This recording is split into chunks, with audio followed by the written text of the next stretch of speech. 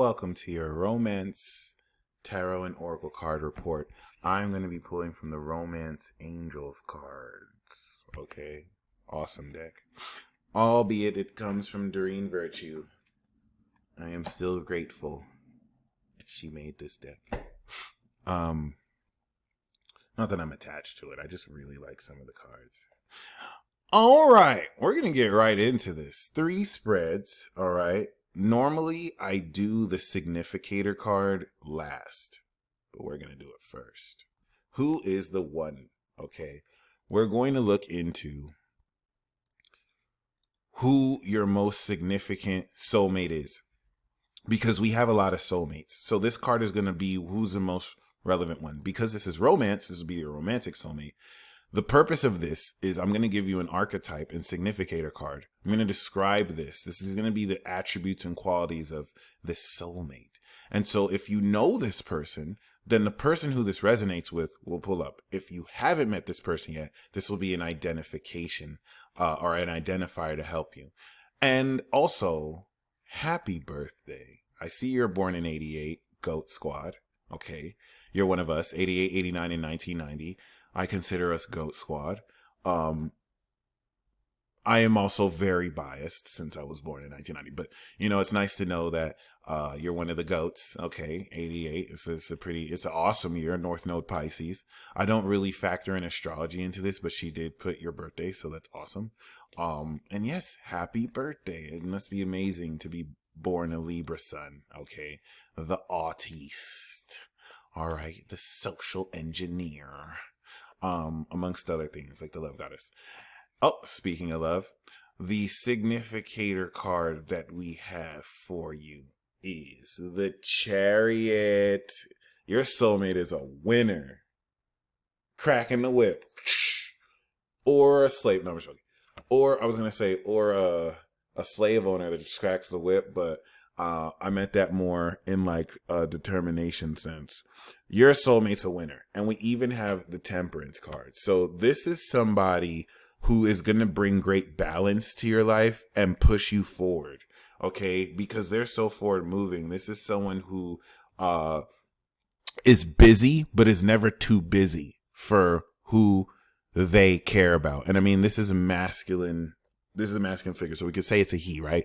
But regardless of their pronouns and gender, the Hierophant is saying that they have an ability to bring something from nothing, to incorporate the imagination with the reality. But you'll know the significance of who this is because this is someone who's always moving forward. Every week or every day, there's always a W where they keep and maintain this consistent forward moving approach. And they don't give in to immediate gratification, and they knock all their goals down. This is a victor. This is someone who is always moving forward, right? But the Temperance is here, is an ancient soulmate card. It's saying the nature of this relationship is one where both of you are going to learn from how you complement each other and how you help each other grow by really balancing each other too. So as an element of you might find that he's a guardian angel of yours. This is somebody who helps bring your life into greater balance and challenges you to assist great management. So that's beautiful. That's I don't always get significator cards that are that direct. Normally I get court cards or minors. I never usually get 2 majors. So whoever this person is a life-changing influence. Obviously it's a romantic partner, but this is going to be someone who is huge. My bad, it sounded a certain way, but like huge in significance. Someone who is like very, very, very, powerful. All right. And that reflects you. Obviously, Libra women are like top 3 most powerful women, or Libra in general is the most powerful sign in the zodiac, that in Capricorn. So, it's not surprising that you're reflecting that in the form of a powerful soulmate. So, we're going to start with the first reading. Please feel free to give me feedback as well. If this is not accurate for you, please let me know. If this is accurate for you, please let me know too. I always like to give at least 2 weeks. If after 2 weeks it still doesn't resonate, feel free to email me. Like, we can look into this some more. So we do have the 5 of Wands. 5 of Wands could represent as an underlying theme of this reading, you being in a competitive situation. I was picking up, maybe you have suitors who are competing over your time and attention. You may be aware of this or may not even be aware of this. This could be you also engaging in some friendly competition, but this is more also the struggle and clash of personalities, like in a pickup basketball game or in a debate. You want to use this to brainstorm but not get too caught up. Ooh, we got the Ace of Wands. So once again, I like this. Like, this does seem to be very passionate. The Ace of Wands in a romance reading as the main lesson is something completely new. Passion.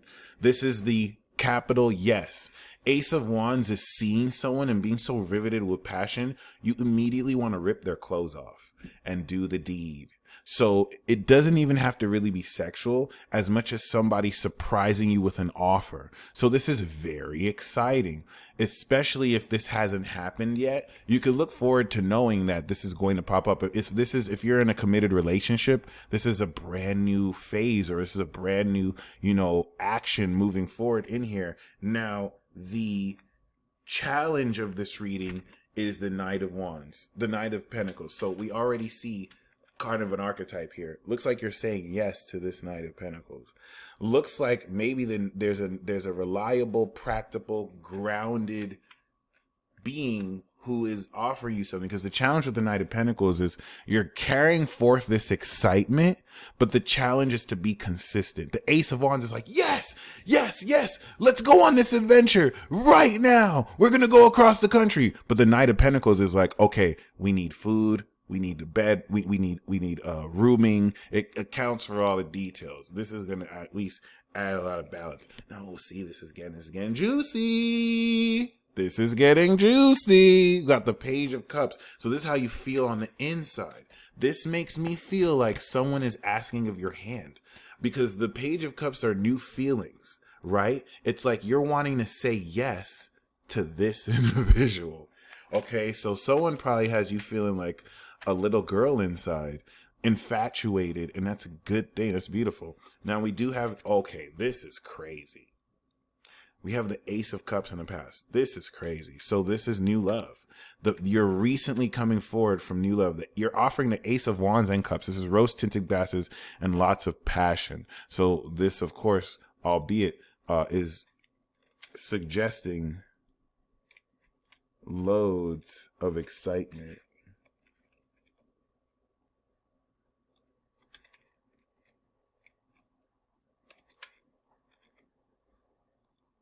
Oh, so as you can see, we do have the Ace of Cups. The crown here is the Devil card. So this does seem to be a very scintillating union. Devil card means this is highly sexual. Okay. And I wouldn't even say just highly sexual as much as it will highlight, potential toxicity when if you get along too well, having to balance that. But this is not bad by any means. The Devil card as a crown means you may feel like infatuated on the inside, but there's heavy lustful vibes mutually on the outset. Okay, now the near future is the King of Cups. So this lets us know, wow, this is crazy. This is crazy. This is crazy. This is literally showing who you're coming into the sexual union with. Then we have you coming as an Ace of Cups. So 3 aces is a lucky new beginning. And then we have the 6 Cups. This is a soulmate affair. What a birthday reading. Wow. Wow. Wow. Wow. This is why I love doing these readings, because sometimes this is too magical. It's just the mind-blowing odds that you shuffle a deck and it still tells like a story like this. Given the whole, it's supposed to be random, but I guess it's not. Now the guidance is the 8 of Wands. Ooh. Things are going to move so fast. Oh my gosh. I'm so happy to pull this reading with you. Then we have the 5 of Pentacles that comes in the outcome position, but is really just more so a placeholder. All right. So we do have, okay. 5 of Pentacles is a card of poverty and lack, but it's really just speaking also of a ride or die. In the context of a romance reading, someone that's there through thick and thin. Now, this is also more so the context of who you may be dealing with. This is someone who is very put together. They're financially disciplined and they're emotionally mature. They just may be in a financially difficult position. Even if they have money, they may have felt alienated. Anyway, this is your romance reading. This is you, okay?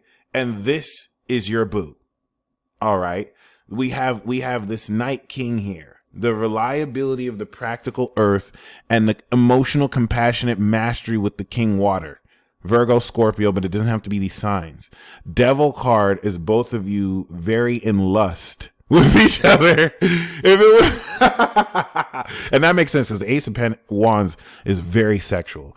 If this was lovers, we can say in love or Two of Cups, but this is in lust. That's not a bad thing. It's just very sexual. And this is a very mature individual, unless they have shadow qualities, but I have no reason to believe they don't. Ace of Cups, Ace of Wands. You see how this can clearly see that you're wanting to open up something and they're offering the stability. So this is like a ring. This almost looks like a proposal. This is both of you as soulmates. So there is an air of innocence and purity. So there's the lust, but then there's still the innocent and purity of the soulmate connection. This could be both of you just brainstorming and clashing. It also could be just festive, fun, free time. Now the guidance here with the Eight of Wands is things are like Ace of Wands is a brand new opportunity that you may move forward with instantly. You may get married to someone you just met. You may move in with someone you just met. And the guidance is saying to do it, to have fun. Like the lesson is saying yes. Normally we have other cards to indicate, hey, you want to slow down here, especially with the Knight of Pentacles. Knight of Pentacles is a challenge is to really pace yourself, right? But the Eight of Wands is saying, arrows of love. The arrows of love has shot. This is moving fast. It's coming in hot. Whoop, whoop, whoop, whoop, whoop. And yeah, you need to keep me posted now. I'm not going to pull this reading and you don't give me the tea. I am so curious. That was a reading. I feel, wow. I've never seen a reading like that before. I've seen amazing readings. I just haven't seen one unfold as fun as that. So I love that because Venus is in your sign right now as a Libra. So like you got the love juice right now. I think it's literally on your sun. So Venus on your sun like this gives you like this 48-hour period of classic beauty where you got the goddess of beauty on you. So you could do no wrong. I mean, I'm sure you could, but people will still love it. You know what I mean? And you'll know that better than me. You and a Libra woman understand Venus better than anyone. But other than that, my bad. And you're not a Libra woman. You are Autumn, okay, and it's your birthday. I just speak idiomatically, but the horseshoe spread that we do have, okay, the underlying theme here is the challenge, Knight of Pentacles. So this is giving us more insight into the timeline of how you're connecting with this knight. The first card that's the present here is the significator. Okay. So there's balance that's being created in your life right now to open up space for this person. They're creating space consciously or unconsciously for you. We do also have the Hangman. What you expect to happen is to surrender. Some of you may even expect you might even expect negative ridicule or backlash because you're moving forward with this partnership. Maybe this person might be taboo to be with. You're kind of expecting some kind of you're kind of expecting to go through some kind of ridicule with the Hangman. It's like if you actually decide you're dating that person or this person's outside of your culture or something like that. So that's interesting. Or this could just be surrender, right? Now, what you don't expect, despite whatever ups and downs with the Two of Pentacles, is I think for things to actually kind of move forward hands on. And what I feel with the Two of Pentacles is you might be expecting things to move forward after there's more stability. You know what I'm saying? Especially with the Knight of Pentacles. Knight of Pentacles is so practical though. you'll be able to move forward with next to nothing. And let me kind of explain that. You'll be able to start something from scratch. So normally it's like, okay, after we have I'm throwing out a random figure there, $100,000, then we can work with this to move in. But unexpectedly, it's like, okay, no, we're just going to move forward with zero, and we're just going to hustle and be able to like, and this doesn't mean you have to hustle, but this is just the analogy. Like, if the relationship is what's being hustled here, it's like you're moving forward hands on to grow something from scratch, which is going to be very exciting because I think it's going to happen sooner than expected. And then the next step is the Fool. You're going to take a leap of faith into a new direction, perhaps with this partner. And now the Five of Cups is interesting. The Five of Cups is almost like an octave to the Five of Pentacles in the far future. This speaks of disappointments that I feel like you're going to uncover when it comes to him, as far as old baggage or as far as like old difficulties that led him to where he was, and that may be uncovered. So be very mindful of that, because the Five of Pentacles and the Five of Cups can look like something negative or depressing, when I think really in your case it's just going to really uncover an element of who you're dealing with. So once again, I would really like the feedback on that. The Fool card is getting ready to step you into a brand new phase, especially given that you are coming into your solar return. So that's really the next step. And yeah, okay. So we're going to close with the Romance Oracle cards.